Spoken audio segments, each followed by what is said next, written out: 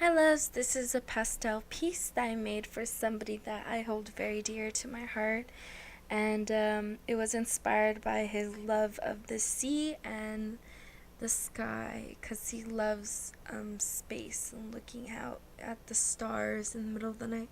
So that's what this is basically about. I haven't been very used to pastels. I've only used them a few times before this, so it was a challenge. The materials that I'm using is a Canson acid-free 16 by 20 inch matte board, Prismacolor Nupastels 12 set. It's firm pastel sticks, so they're not the oil pastels. It's the firm, like chalky pastels.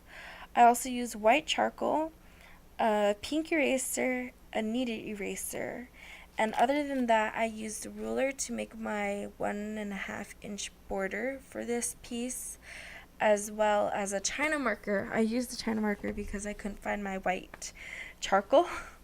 So that was an adventure. And then I found my white charcoal, so I didn't need the China marker. So I don't recommend you guys using China markers. I mean, unless you want to use a China marker, then go ahead and use one. But I I was really happy that I was able to find my white charcoal to line the sides. Um, this was a very difficult piece, mostly because since I only had 12 colors to work with, I had a hard time trying to figure out what colors I wanted in the piece and in what places and how I wanted them to blend together, because I know people have created things with just primary colors, like with 5 colors, with blue, red, yellow, black, and white. So I've known people who are able to do that, but I'm not one of those people, so it was very difficult.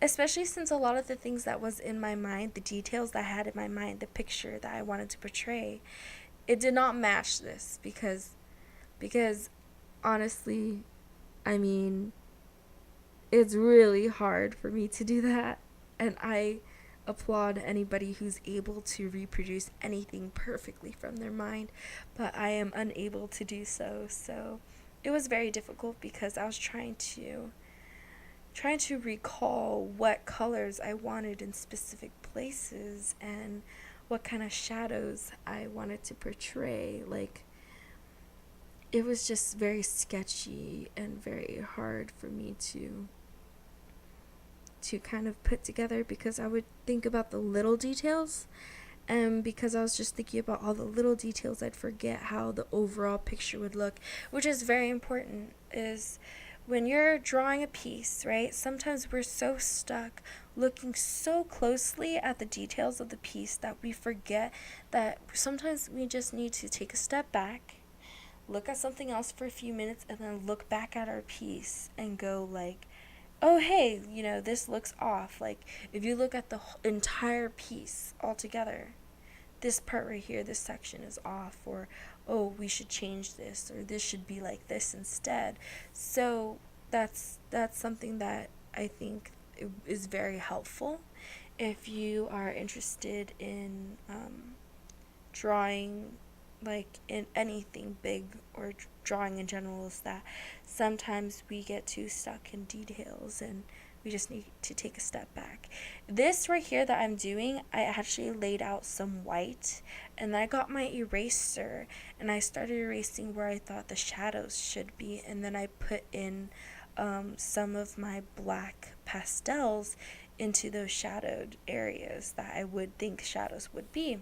So that's another technique, I guess, something you might like using, or something you'd like to try out, is when you place a pastel, like if you have a drawing, for example, if you had a drawing, like my drawing is, I drew a mountain, I laid a color of like white, and then I went back and I erased parts of it. Because my board is dark blue, you can see the contrast when you do erase. But if you have white paper and you lay white on, it would be harder, obviously, but if you had a different contrasting color and you just erase it, then maybe you could see where you could make adjustments and add shadows like I did. I feel like the easiest part of this piece was the mountains. Because I've like once I figured out how I wanted the mountains to be, I was just like, okay, it's good. I'm not gonna touch it anymore. Like, that's it. Like, I'd make little details. Like, for example, I'm like, oh, this isn't as bright as it used to be, because since I'm drawing on the pastel, like on with pastels, sometimes when you're drawing in another area, it smudges and sticks to your hand.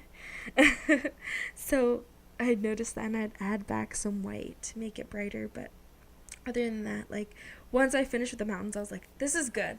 I'm gonna keep it like this. I like it.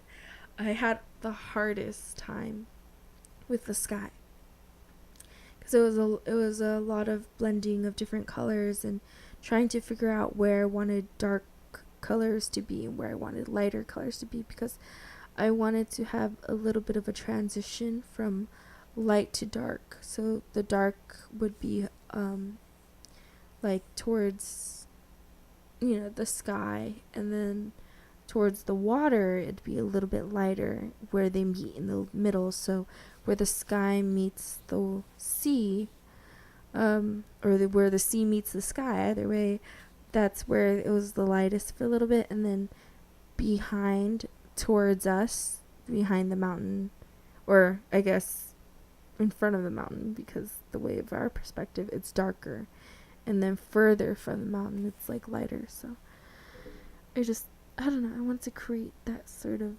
transition, and it was difficult, because what I had in my head wasn't something that I could reproduce really easily. But I think it's a good try. It could be better.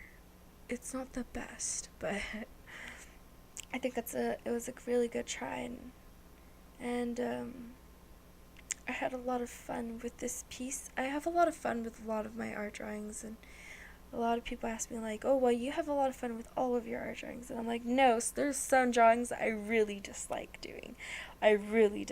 It's just most of the times I have a lot of fun because I find fun in creating pieces, even difficult pieces, even very difficult pieces.